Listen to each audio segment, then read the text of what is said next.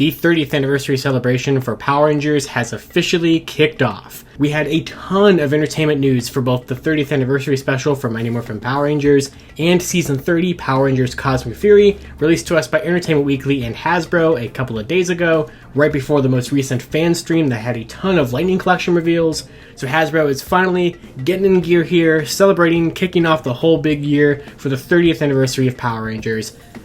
And this is the most hyped I've ever been for this show, probably in my entire life. So let's go ahead and dive into all the news we have for Cosmic Fury and for Mighty Morphin Power Rangers once and always.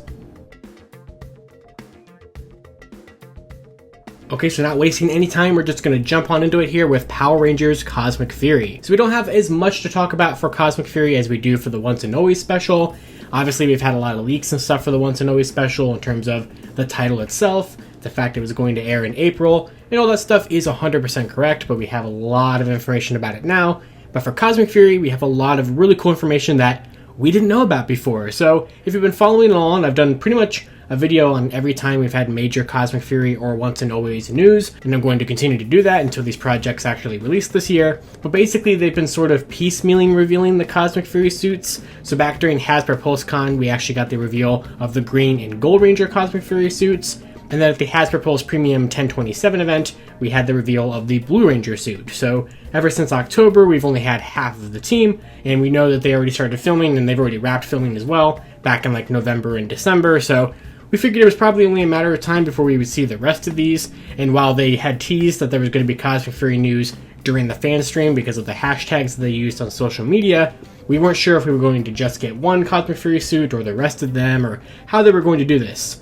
But we have the rest of them, so they have revealed the other 3 Cosmic Fury Ranger suits, and this is not what I was expecting at all. I don't think anybody was expecting this, because we have some pretty major twists here. So I'm going to go and start with, actually all 3 of these suits have something special about them, but we're going to go and start with the most typical Cosmic Fury suit here, and that is Javi's brand new suit, Cosmic Fury Black. So of course aesthetically the suit is pretty much the exact same as the other 3 that we've seen, but for some reason he has some extra armor on his right arm, which we actually get to see a better look at later on when we got to see physical versions of these, like renders of these suits. But I really like it. I think of course the black and gold works pretty well for him. I mean, everybody has the gold accents, but black and gold has always been a color scheme that I've really enjoyed on Power Ranger suits. It works fantastically, and it works really well here. I like the new axe that he has. It has the Power Rangers logo on there, and it's pretty spiky and stuff to sort of reminisce and kind of look back at his Zord. Each of their weapons kind of have some sort of components from their Dino Fury Zord, which is still a really, really cool touch for these guys. But his suit is pretty much exactly what you would expect it to be. I like it quite a bit. It's probably one of my more favorite ones. I probably like it more than blue, but maybe not. I mean, I don't know. I really do like the Cosmic Fury suits. A lot of the fandom don't like them, and I totally get why. I will say they look infinitely better on these renders that we have than they do in the physical versions of them, which is kind of a problem since they're not supposed to just be artwork. But for like packaging artwork and hopefully for the inevitable toys that we're going to get of these, I do really dig these. And then I don't even know where to go from there, because the next 2 suits are both really, really crazy and really, really exciting. So I guess we'll go ahead and start with, I guess, Amelia, because Amelia is probably the biggest revelation yet we have, and that is she is no longer the Pink Ranger. She's going to be the Cosmic Fury Red Ranger, so she's getting promoted to the leader of the team, which I did not expect that to happen whatsoever. In fact, it's kind of funny because I did a video a couple weeks ago theorizing which 13 episodes of Q Ranger that they could take the footage from and adapt it into Cosmic Fury for the mecha battles. And in that video I said that since the Pink Ranger Zord isn't used too terribly often, they can maybe do some kind of MMPR Season 3 kind of thing where like Zato and Amelia would both pilot the Shishi Voyager. But now, since she is the Red Ranger and she is the leader of the team, there's no way she's not going to pilot Shishi Voyager. And if you look at the color scheme here, extracting Zato, you do have the 5 colors of the general QNO if you give yellow to gold, which I think is what they're going to do here, and that's how they made this work. So we were somewhat spot on certain parts of that video. Still check that video out. I think that video turned out pretty well, and I think there's still some good indications of what we could potentially see in Cosmic Fury in that video, but I didn't expect Amelia to get upgraded to red. So we have our like a hammer for her that still has some of that Ankleo kind of look going on, so I kind of still keep from her original suit. and I love it. I love it a lot, so I'm very, very excited for this. This is awesome. Hunter Deno seems to be having a blast with this, a lot of love sent her way. We've had female Red Rangers in the show, definitely in the comics, but in the show many times before with like A Squad Red, or I guess not many times, but also we had Lauren, of course, in Super Samurai, but they were never either good Rangers or actually part of the team for like a leader position for a long period of time. And for here, Amelia is going to be the leader of the team seemingly the whole season, which is not what I expected, and I'm all here for it. But now Zeto's suit. So Zeto's suit, since he is no longer the Red Ranger, he is now the Cosmic Fury Zenith Ranger, which first of all, badass name. I absolutely love that name. It's really, really cool. But look at the suit. So they kind of keep referring to it as champagne color. So it's kind of like a bronze-ish sort of color, kind of an off gold. It still has a lot of white to it. I guess I would probably, besides the fact that they've literally said like champagne, like Russell Curry said that himself, he's still kind of a White Ranger. This is supposed to be sort of an upgrade to the suit that we saw in the final scene of Dino Fury Season 2, which that suit has kind of been referred to sort of unofficially. Russell Curry calls that the Ghost Ranger, so I guess we can call that like the Dino Fury Ghost Ranger, and this is the Cosmic Fury Zenith Ranger.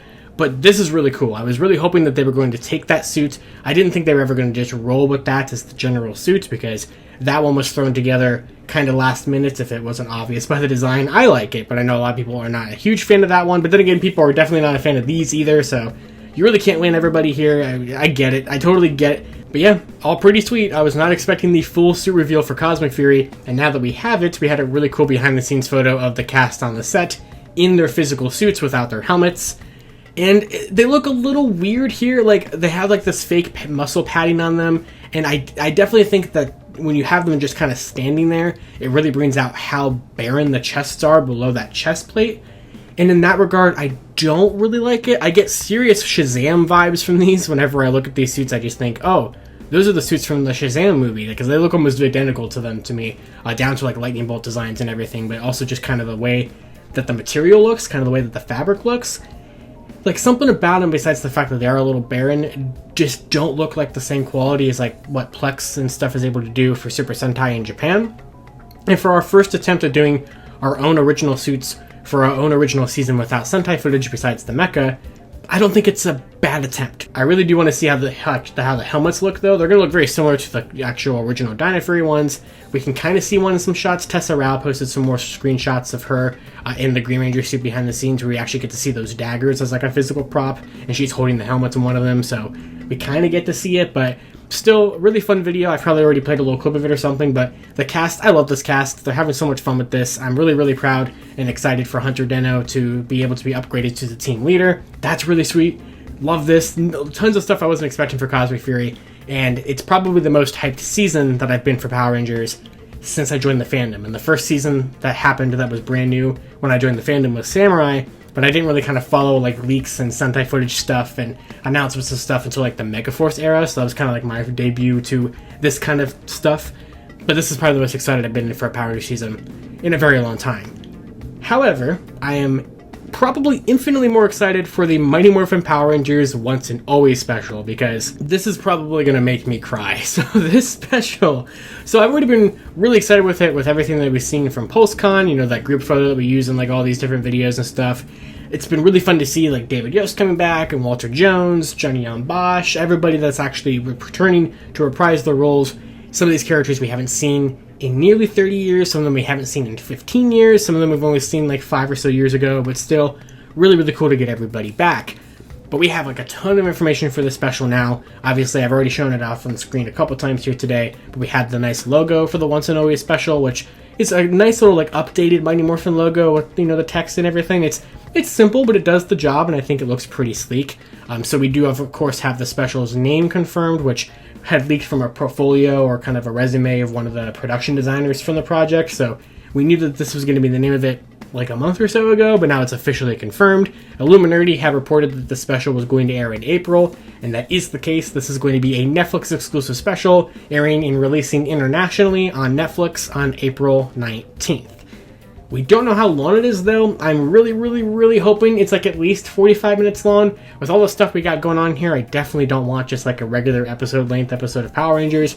This needs to be something special, and I think that it will, because we've never had something like this where it didn't have to be like a dedicated episode of a specific season. It's its own thing. We're not going to get other characters that don't really have anything to do with Mighty Morphin, at least seemingly so, and this is just going to be a celebration of that. But also a celebration of the franchise itself, because there's references and like little hints and stuff like that of other seasons in the stuff that we got to see.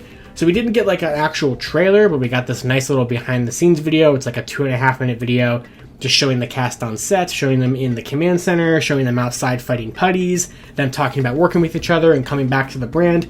It was just really heartwarming to see. I love this so much. Like, I'm Mighty Morphined out, as probably most Power Rangers fans are, but I can't deny how, iconic that it is. I get why it's as popular as it is, and I still love these characters as much as we get merchandise for them constantly, and I'm sick of seeing the suits most of the time.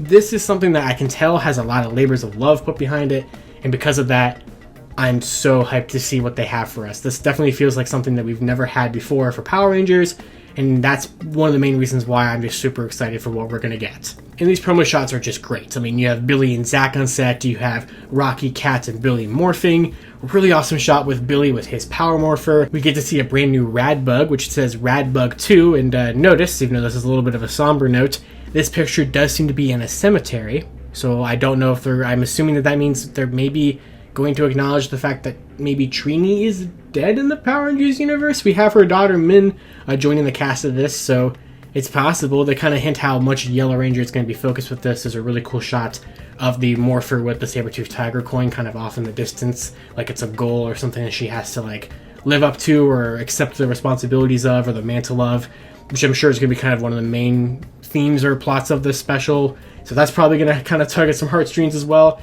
The press release officially says that this is being dedicated to the memories of Tui Train and Jason David Frank, which is another thing that already makes me kind of want to start crying and stuff like that, as I think I'm probably going to do in this special just because of what they're doing with it. But there's just some other things that are just so amazing. We have Alpha 5 back, which is actually not going to be Alpha 5, so they kind of hinted that this is going to be an Alpha with a new number. They didn't say what number.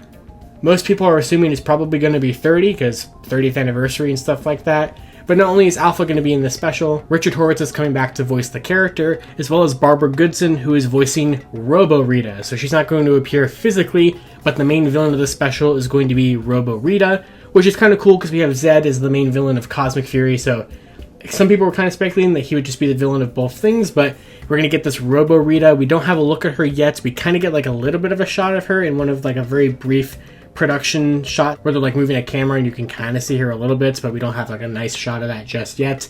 It does seem like from some of the pictures that we have that the Rangers are going to be in her moon palace. You can see that this is definitely going to be her moon palace, where it looks like these captured Rangers, which are turned into Lightning Collection figures, which I talked about in the episode of Lightning Storm that recapped all the Lightning Collection stuff from the fan stream, because these might actually show us some Lightning Collection figures we don't have revealed yet. So be sure to check out that episode for me to go into depth about that, because that was another whole thing I was freaking out about.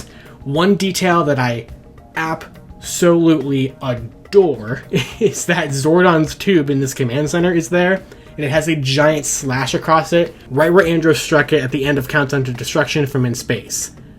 That is so cool. I don't know how they got this tube, but hey, it's so cool. Nonetheless, I love that. Absolutely amazing. We're going to get all 6 Rangers morphed in this special. We don't exactly know how the Green Ranger is going to be there, because we know Jason David Frank is not a part of this. However, the suits look a little strange, so like the Mighty Morphin Black suit, or I'm assuming all of them, have like this weird textured pattern in the diamonds now. We saw this on kind of the gloves. And it was also pointed out that the Green Ranger's shield has like a new armband designed. So I don't know if that's an intentional thing, or if we have kind of a Fighting Spirit Green sort of situation where they recreated the suit and made it kind of weird. We don't know who this Green Ranger is. We don't know if it's Tommy, but he's just not going to say anything.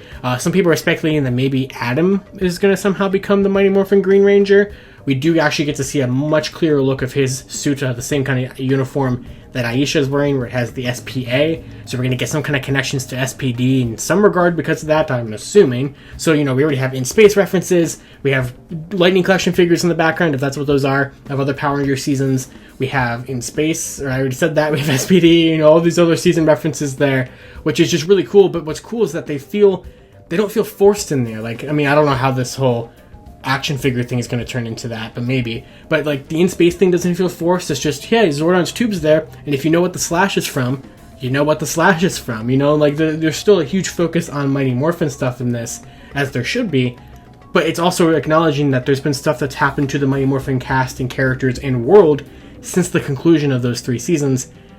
And that's exactly what I would want out of something like this. So as a fan, I am blown away by the production design and everything that they've put together into this thing. And I'm so freaking excited to watch it. I'm so excited. So once again, Mighty Morphin Power Rangers Once and Always is going to be releasing internationally on Netflix on April 19th. We do not have an actual like story trailer yet. We also don't have an official runtime yet, so hopefully we get something like that sometime soon. And then also Power Rangers Cosmic Fury is going to be debuting this fall. And we already have some rumors that like David Yost is maybe going to stick around and be in Cosmic Fury, so there should, I'm assuming, be some kind of connections between the two things. Cosmic Fury is obviously the kid-oriented main show that we've always had, but this special is kind of going to have not like a dark, edgy tone, but it's going to be a little bit more mature. It's obviously still going to be for kids, but it's pandering towards audiences who grew up with Mighty Morphin or fans like me who are a little bit more older than the target demographic. It's for people like us, and I think